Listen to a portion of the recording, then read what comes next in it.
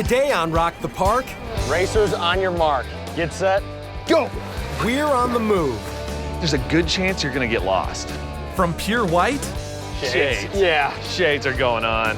and the brightest light, That's a telescope? Yeah. to the highest height. Yeah! Tallest point, state of Texas. We're exploring the Southwest, and it all starts right now. Oh no!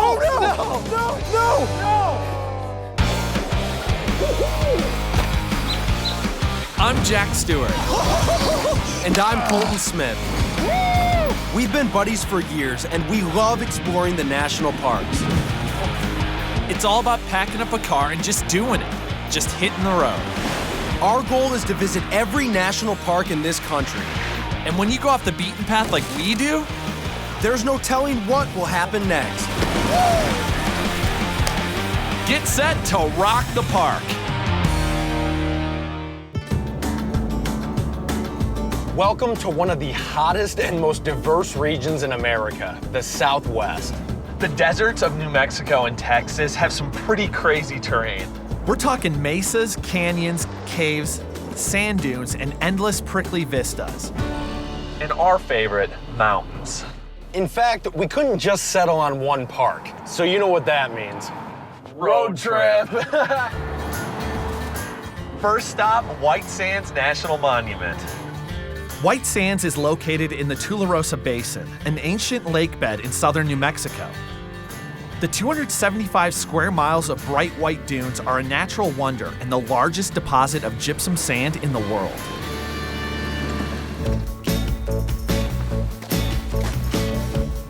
Hold up. Shades. Yeah. Shades are going on. Sun's barely even out, though. I know, but it reflects. And you know what? Speaking of, the park recommends you wear long pants, long sleeve shirt, and, a bandana or something to cover your neck. What are you doing? Shorts? Yeah, shorts and a t-shirt. We're in the desert, so it's gonna get hot. So I chose to go nice and light. You're a fair-skinned fellow. Yes, but I've lathered up. I've got SPF 100 or something like that. I will be fine. Okay. You'll be protected. You'll also be very, very sweaty. So at the end of the day, we can compare and see who fared better. We can. Yeah. And we will. Unlike the sand you find on a beach, the sand here doesn't absorb heat. Nice and cool. It is cool. Yeah. We call these things sand dunes, and it kind of is, but this is gypsum. Gypsum is a very common water-soluble mineral found in limestone, but it's incredibly rare to find it crystallized like this. And one of the reasons it's so rare to find gypsum in sand form is because normally when it dissolves, it gets washed out to the sea. Well, there's no sea around us. The basin is surrounded by the San Andreas and Sacramento Mountains. Over time, rainwater dissolved the gypsum in the mountain rocks and washed down here where it created a lake that eventually evaporated, leaving the gypsum behind.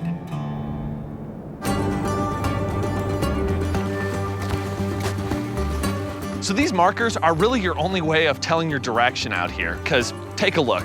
It is basically just white everywhere. So if you're not looking at these things, there's a good chance you're gonna get lost. And if the wind comes ripping through here, it could be whiteout conditions in an instant.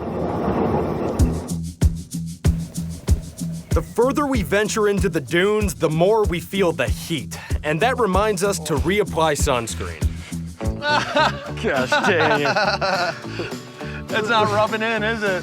Well, You look infected. it's the combination of the sand and the sunblock. I'm what feels like a giant walking glue stick. And I think that's a lesson learned. I still stand by my statement. I do. I wouldn't change a thing. I wouldn't. Probably not the best way to go about things. I would just wear long sleeves and pants.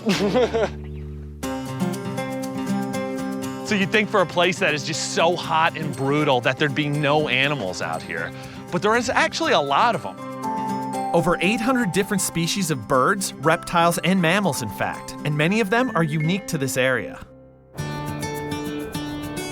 Most of the animals that call a place like White Sands home are nocturnal. Many of them even changing their color to white to blend in with the sand and to elude predators. I mean, Oh, whoa, whoa, whoa, whoa. We got a little lizard. We got a little lizard, and he's white. This is camouflage at its finest. Predators can't spot this guy. We barely were able to because he blends right into the sand. White sands is full of surprises, not the least of which is suddenly feeling like we're in the middle of a war zone.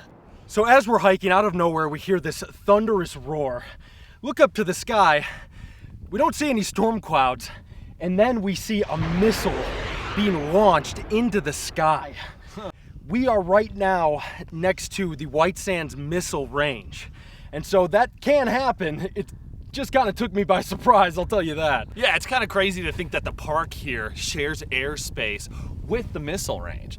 Yup, a missile range, the size of Rhode Island and Delaware combined, surrounds the national park and conducts more than 3,000 missile tests a year. It was established in 1941, and less than a year later, as Christopher Nolan's epic blockbuster Oppenheimer depicts, that the first atomic bomb was secretly detonated on the range and the world would never be the same. Definitely a first experience. First hike where you're also, looking at missiles being fired into the sky. While thoughts of missiles and atomic bombs are sobering, our attention quickly shifts from the sky to the gypsum sand that looks a lot like snow. Walking across dunes, it's actually great exercise, but I'm ready to sail down on a nice saucer.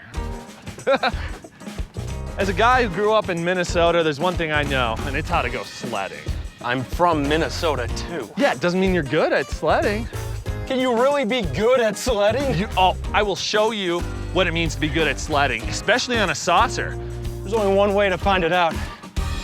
We settle it in a race. You better watch out, though. You're gonna be eating my sand. Whoa! Coming up on Rock the Park, Racers, on your mark. Get set, go! one of us learns a very important lesson.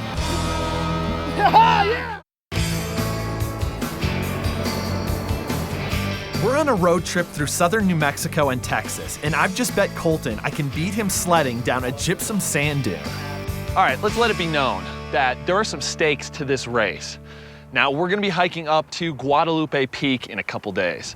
And the loser of this race has to carry the other guy's water all the way out there. This is big. Do we have a deal? We have a deal.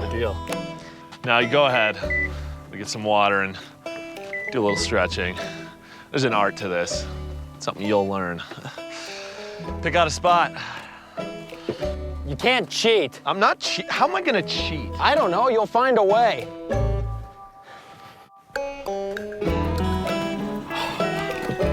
All right, so the way I see it, real skill is having tools and knowing how to use them. So whenever I go sledding, I've got some wax because wax makes things like this nice plastic sled go real fast.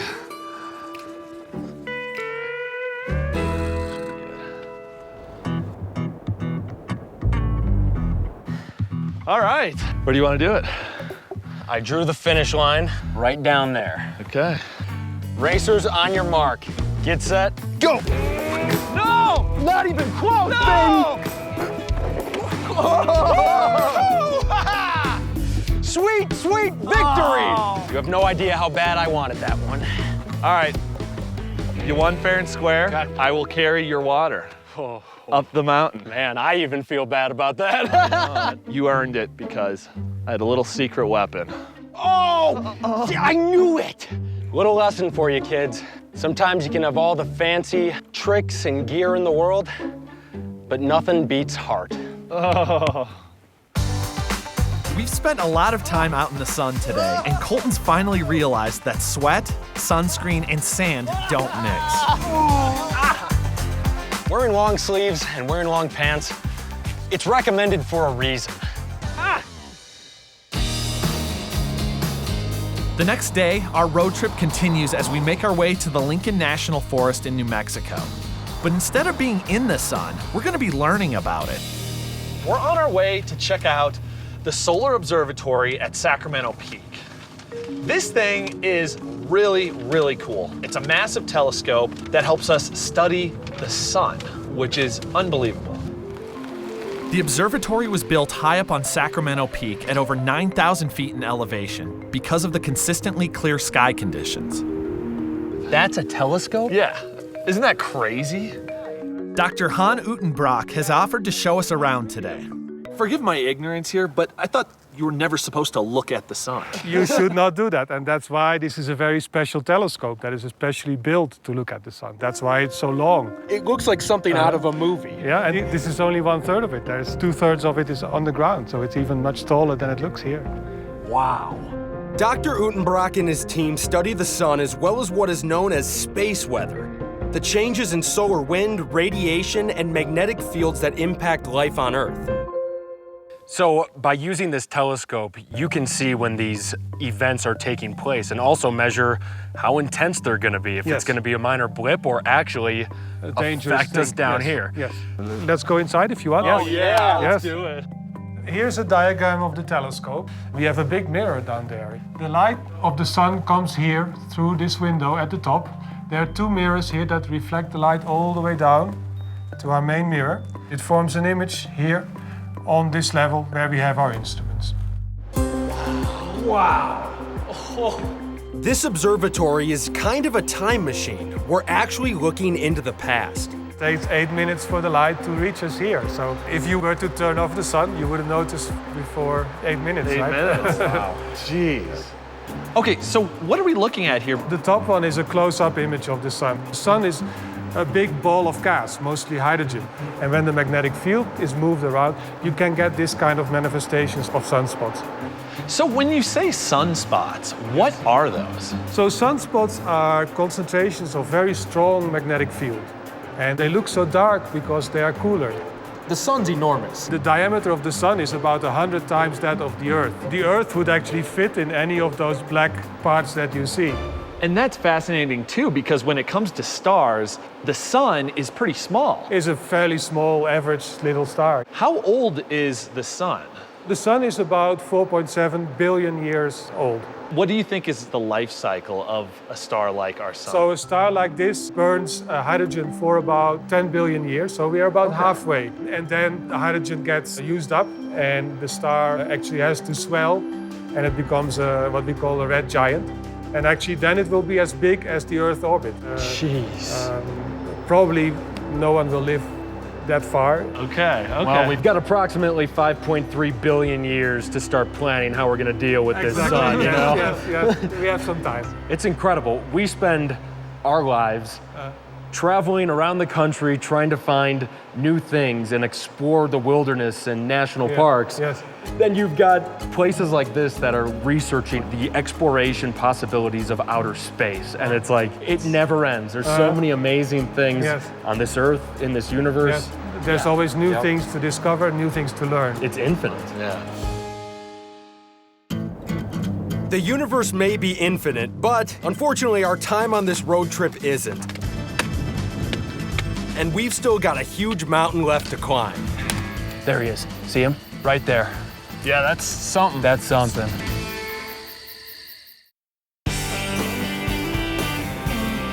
After a couple of days of exploring southern New Mexico, we're crossing the border into Texas to tackle the tallest mountain in the state, Guadalupe Peak, which is about 90 miles east of El Paso. So we are on our way, and Colton had a brilliant idea. Tonight, the moon is going to be big, bright, and as of now, there's not a cloud in the sky. So we thought, why don't we hike this mountain at night? If we start hiking around 2 a.m., we should be nearing the peak at sunrise. The park is open year-round, and night hiking is allowed as long as you take the right safety precautions. This is going to be awesome. Now, there is some added mystery to this. We've never hiked this mountain before, so we don't know what the trail's like. We do need to be on our toes a little bit. And we're in mountain lion country. They're nocturnal, so probably our best chance of seeing one of those.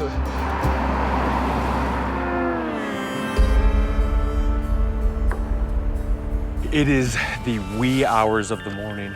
Right now, the moon is out and so incredibly bright. Now, I don't know if Jack remembers, but he will be carrying my water, all of it. And they tell you to bring at least 4 liters when you're out here. I'm feeling a little extra thirsty, so I'm gonna bring 5. Are you coming? I'm almost there. Just packing up the final stuff here. Hope you save some room. Oh, come on. 5 liters? We're going for like the morning. We're going up 3,000 feet to the top of Guadalupe Peak. 5 liters. Yes, 5 liters. Oh my gosh. Hey, next time, maybe you don't make that bet, huh? Oh my gosh. It literally feels like I'm going on for like 3 days. You ready? I'm ready. Let's do All it. right, let's go. Hiking at night gives you such a different perspective on things.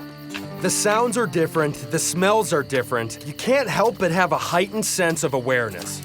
As you can see, the moon is really, really lighting up the landscape, so much that we don't even have to use lights. And not only that, but you can also see the stars. This is excellent, yeah. As we're hiking, I glance down the side of the mountain and I spot something. Oh man, I am not quite sure how this caught my eye, but right down the slope, there are 2 eyes and they are staring right at us. I'm not sure what that could be, but we are in mountain lion country. Mountain lions got the nickname ghost cats for a reason. They're extremely stealthy and hard to spot. They can leap up to 15 feet in the air with their powerful limbs. There he is, see him? See? Oh yeah. Right there. You Yeah. can see he's popping up and then he kind of looks around and then ducks his head back down into the brush, which is kind of eerie because you can tell like he's spying on us. Which is exactly what mountain There he lions goes, there he do. goes, he's moving. Dude, I think that's a It's a deer. Dang it. Yeah. I mean, I guess when all you can see is eyes, it could be anything. Could be anything. I think you're gonna be known now as the boy who cried mountain lion. Hey, I might cry it a few more times while we're out here. Wow, just a deer, okay. Maybe it's leftover jitters, or maybe it's that the moon has gone down behind the mountain, but all of a sudden it seems much darker out here. I'm turning my light on, man. Yeah, I can't see anything. That moon is basically gone. Now that we've got our headlamps on, we can definitely see where we're walking, but that's about it. The light from these things is blinding all of our surroundings, and all we can really see is where we're putting our feet. It's about 5 a.m. and we're at least halfway up the mountain. This is the other side of the mountain, which apparently is a little more exposed. Ow! Oh, that hurt. Oh, that hurt. What happened? Oh, this thing just whapped me right in the eye. Oh, are you all right? Oh, yeah, I'm fine. The Guadalupe Mountains are notoriously windy, with gusts reaching up to 80 miles an hour, and the last section of this trail is much more exposed as we near the peak. Wow, man. Yeah. Here comes the sun. Look at that. Guess I can lose the headlamp. Yeah. Oh my gosh, man, look at how bright that is. That is insane. And one of the reasons why it looks so red like that is due to a difference in the refraction of light. So on the horizon line, those waves are being bent in a different way than you normally see it when it's up in the sky. And that's what makes it just look so bright and red. Really? Yeah. Jeez. I don't think I've ever really seen a sunrise like that. Now that the sun's up, we've got no time to waste. We want to reach the summit before it starts to get too hot. Ooh, whoa. That's a cliff. Now is not the time for anything to go wrong. There's the summit.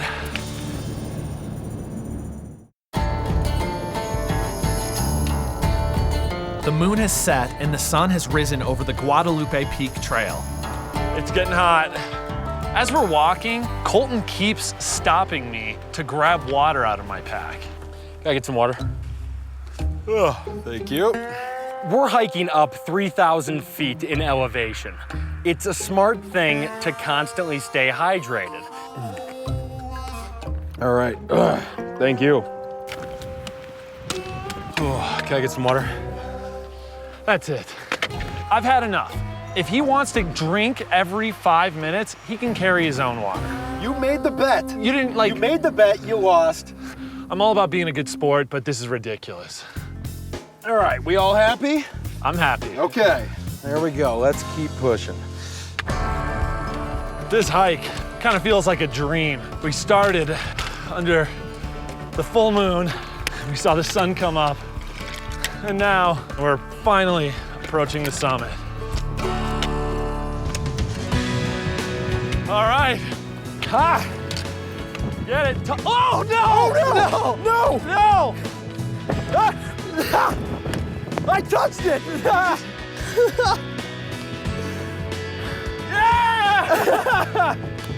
Tallest point, state of Texas, Guadalupe Peak. Yes. Yes, that was one 24-hour day right there. We haven't even slept since we were touring the observatory, talking about the sun, and since then the sun's gone down, and now it's right back up there. Today, it was giving up sleep, but you think about walking under the moonlight, seeing the sunrise, and then touching the top of that pyramid, and there's no question that those sacrifices are all worth it in the end. I mean, in just a couple of days, we were at some of the craziest gypsum sand dunes in the world, at an observatory that looks at the sun, and now we're standing on top of the tallest peak in the state of Texas. I can't imagine a better reward after a killer road trip and one heck of a climb than a nap on a mountaintop. Perfection. And remember, Hey, if we can do it, So can you. So the next chance you get, go out and rock the park.